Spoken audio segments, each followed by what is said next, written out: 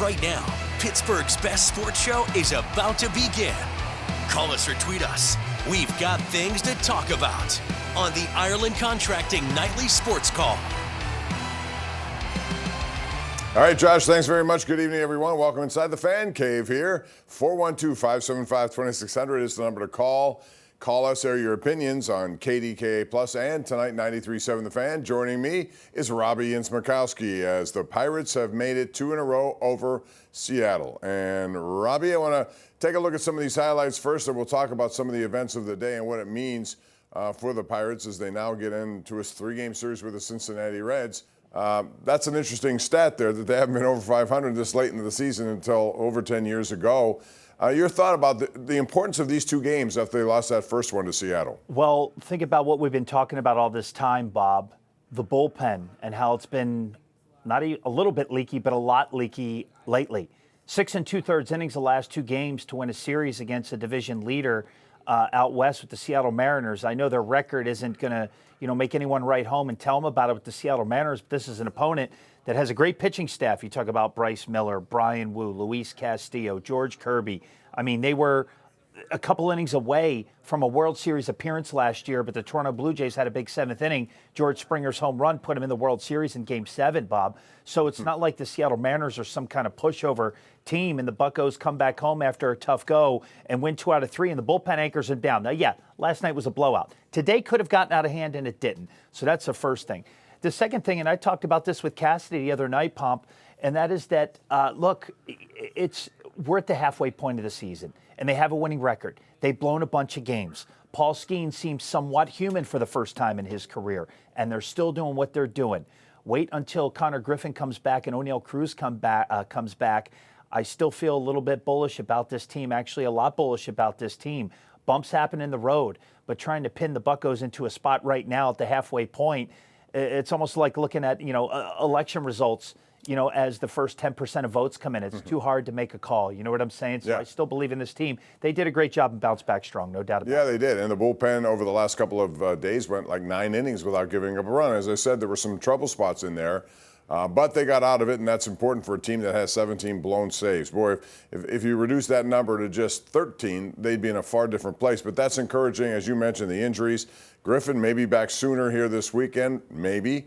And then Cruz, when he gets back, Horwitz has been on the 10-day IL now. So they have some guys who are out. And if they stay afloat here, I think, as they go into the break and are in sort of the same position they're in, if not better, I think the second half of the season after that All-Star break could be very big. Yeah, and look at how long these teams were bunched up, Bob. I think every team had a winning record in the NL Central for how long? I think it was north of 50 days, if I remember correctly. So the Reds have kind of, faltered a little bit lately, and they got them coming in 3 games separate. The Buccos and the Reds. You can't look at 4th and last place in this situation because all teams are competitive right now. The Cubs are going to make a run. The Brewers are going to make a run. And I think the Pirates are going to be right in the mix when we hit late August, early to mid-September, and then those last couple weeks, which are going to be real intense. So I think we're going to see really important baseball games played in mid to late September here in 2026, Bob, for the first time in a while. So, yeah, chance to get some separation here against a division opponent before you go back out on the road again. Absolutely. And, Cincinnati has Chase Burns, but they don't have Hunter Green. We'll see what they do this weekend. You see our KDKA.com/connect poll of the night. Who is the most deserving of making the National League All-Star team? Your choices: Skeens, Ashcraft, Reynolds, or Brandon Lau. It's brought to you by Penn West University. Let us know. Log on, and you can also hit us up on X if you would like. We have a lot to get into. We'll talk about the Hoffman Group coming to Pittsburgh as they made it official today. That's all next, and your phone calls at 412-575-2600. You are watching the Ireland Contracting Nightly Sports Call. We return in just a minute.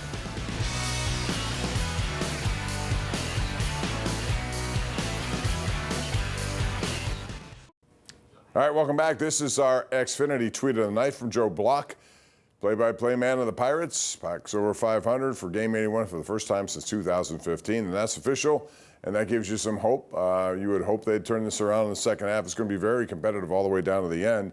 That third position in the wild card is going to change hands a few times, but looking forward to what should be an exciting second half of the season. Meanwhile, the Penguins have a new owner, and this is the Hoffman family of businesses, and very interesting. I thought if you're looking at, first initial impressions based on the press conference, I mean, they were really good today, and they said all the things you would expect them to say coming into Pittsburgh. Mostly, Robby, that they're going to bring stability, and they are going to give the resources necessary so that Kyle Dubas can continue to do the job he's doing. And they also said, of course, Mario Lemieux, they'd love to have him back in the fold here. And I think that's one of the things that most people wondered about, because the Fenway Sports Group did not do a good enough job with that. But that would be big, whatever capacity that would be. I don't know how you take over the Pittsburgh Penguins and exclude 66. That never made sense. Never. To begin with. I mean, he's Mario Lemieux. How's this guy ever been controversial? He has been nothing but tremendous. One of the greatest assets in the history of the city of Pittsburgh. Now, I'm not talking about just sports. I'm talking about the entire history of the city of Pittsburgh, what Mario Lemieux means to this city. So if the Hoffmans want to do something right off the bat, get Mario front and center, please. Do it first and foremost. I know Mario doesn't like doing media. I'm not saying make him sit there and take a million questions and, put him in position to, make some remarks that get talked about after a while. But that would be the first thing. The other thing I think about, too, think about the Wheeling Nailers. They own the Florida Everblades, if I'm not mistaken, Bob. Yes. In Estero, Florida, just outside of Fort Myers. And moving that affiliate out of Wheeling, West Virginia, after they've been there for how many years? It's been a number of years. I want to say late 90s, if I remember seeing that correctly. My facts could be wrong on that, but I know it's been a long time. And think about how many people have been connected and fans in the Wheeling area and surrounding area, even from Pittsburgh, that can go watch minor league hockey players play. So that's going to be a tough pill to swallow as well. And it sounds like there's no chance the Nailers are staying an affiliate of the Penguins. That's the first thing. And the other thing is, bring Mario Lemieux back. There's no reason he should not have been around. There's no reason Mario should have been invisible. What this guy means to the franchise, what he's done for the franchise, what he still continues to do for hockey in Western Pennsylvania. So, yeah, they say, what ownership group is going to come in and say the wrong thing? Well, the Fenway Sports Group did that. They did not invite him back, and it took a while. His presence means a lot. And it goes beyond hockey, too. I've watched he and his wife do a wonderful job with Austin's Playroom Project. You talk about cancer research, all the money they've raised through their golf tournament, which went on for 18 years, and now the Hockey Fantasy School. It's been tremendous. So kudos to Mario and all that success. I'm glad that this group realizes that. And, even if it's in a ceremonial role, you just want him around. I think that's the most important thing. Why? Why make him invisible? What good reason is there for that? None. That's what I don't understand. I mean, it's just...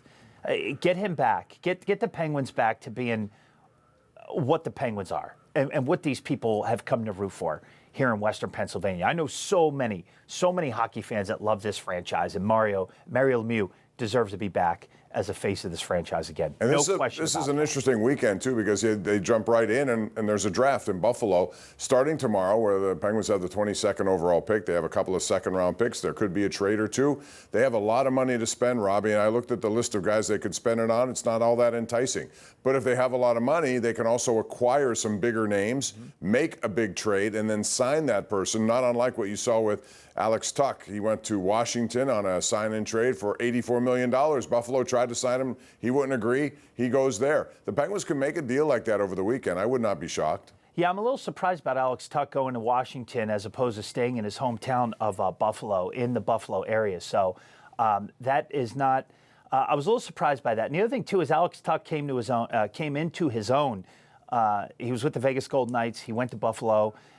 Obviously, career years, earned an $84 million contract, but I was surprised to see him do that. The other question is, when you look at guys like that, kind of like a Brian Rust, whatever, being on Sid's line. I'm not taking anything away from Brian Rust, but just as an example, you get Alex Tuck playing with Tage Thompson. Do the Penguins get a guy like that? Do they get a guy like that who kind of worked with somebody else to create a name, and then all of a sudden they're on their own and maybe the production isn't what it used to be? I'm curious to see what direction they go. And are there any blue chip free agents out there? I mean, to be had? Is there a major name that's going to be that much of a difference maker? Well, you're going to have to trade. No, I don't think that way, but I think you may have to trade for a couple. Jason Robertson's a big name out of Dallas. Yeah, Dallas. Yeah, he's a restricted. Yeah.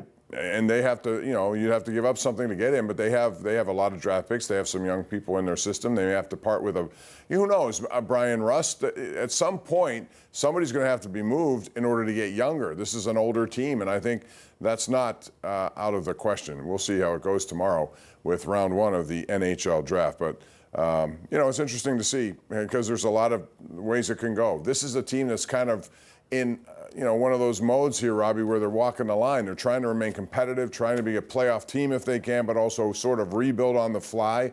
It's not an easy thing to do, and that's been how Kyle Dubas has sort of approached this all the way through, and they had a nice success last year with Dan Muse.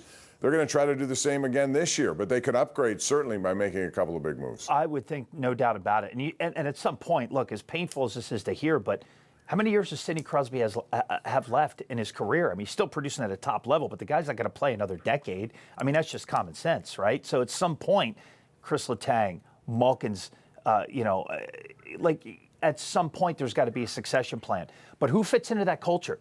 Look at what those three guys have created. Look what the guys around them have created. Brian Russ, another very integral part of 2 Stanley Cup champions here. Major producer here. Penalty kill, the stuff that he does, they need, hopefully they can get a guy in there that fits into this culture and can pick up, the torch when Sid, Gino, Letang are no longer in this organization. So Kyle Dubas certainly has his challenges that lie ahead of him, and it seems like he knows what the heck he's doing right now. Looked a little dicey for a while, but I thought Dan Muse was a home run hire, and I think Dan Muse has done a great job, and I'm excited for him to get an opportunity under a new ownership group, and hopefully, a few moves here to put them in position long term. Aaron is in Fair Chance, and right now Aaron's on the line. Hello, Aaron. How are you? Good. How are you guys doing? We're good. What's on your mind? I just want to talk about the Buccos win tonight, man. It looked awesome. One game above 500 here. And Brandon Lau, doing great, man. And he's going to want paid at the end of this season. And I don't know what they're going to do with that because they have a lot of other things they're going to have to eventually take care of, like O'Neal Cruz. Robby, you see that list? This was our list of people who you think should be.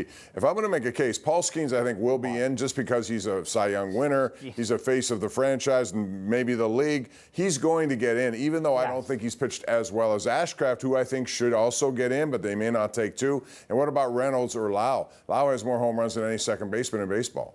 Yeah, and well, first of all, Paul Skeens still has a sub-3 ERA. I mean, the guy looks human.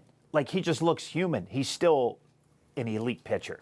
We just maybe might have to turn over the best pitcher on the planet right now to Jacob Mizorowski, and then maybe number 2 is Christopher Sanchez on the other side of the state, who the Buccos may face next week in Philadelphia when their series begins on Monday. So Paul Skeens is absolutely getting in. That's just, I mean, I could be proven wrong, but I think they should have more. I think Brian Reynolds is deserving. Reynolds, Brandon Lau. Again, you have to look at the production. I mean, how much does reputation come into play with these kind of things? Is there a reputation pick that's going to get there that maybe shouldn't get there? We've seen a lot of those over the years. How many guys get all-star berths just based off of what their last name is and not what the actual production is? But Brandon Lau, everything he's done, this guy absolutely has to be an all-star here in 2026. So I say Lau and Skeens. I don't think they're going to take more simply because so many other guys have stepped up, and I think there's going to be so many deserving candidates to make it. But I think the Buccos are going to have 2 all-stars here in 2026, Lau and Paul Skeens. At the end of the season, we could go into a work stoppage for all we know, because there's going to be this debate about what should Major League Baseball do, what will the Players Association allow, how can they meet in the middle. But let's say they do play. I mean, Brandon Lau is going to want money. He's at the end of a contract. And I think, normally if they're out of it, they would trade him at the trade deadline and get some assets. If they're near where they have to be, they cannot do that. They should not do that. But then what do you do after the season? Do you start negotiations with him now just to see where he is? I wouldn't wait on this until he becomes unrestricted and up for anyone. They have the time to talk to him right now. Where would you start that conversation? Well, you definitely have the discussion because it costs nothing to talk to Brandon Lau and his representation about what the framework of a long-term deal would like. But the other thing, too, is we're half a season in, Bob. I still think we need to see a little bit more in terms of consistency and production from a guy, because when you look at it, the Pirates have to hit. The reason why they're this good is because they hit on Brandon Lau. They hit on Ryan O'Hearn. Yeah, they missed on Marcell Ozuna thus far in the season, but there's still a chance for him to turn it back around.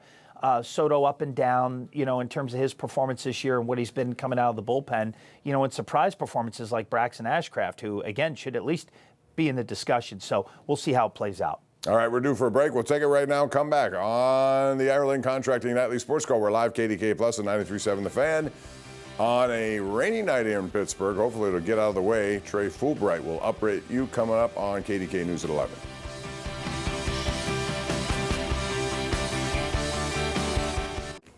All right, welcome back. Bob Pompeani, Robby Incmikoski with you. Rob, we have probably less than a minute left. So real quick, they have the Reds coming up over the weekend, a team that's behind them in the standings. And then they have Philadelphia and I believe Washington after that. It doesn't get any easier. What do you think they have to do in these next several games? 9. Paul Skeens be Paul Skeens. Starting pitchers get to the second half of the game.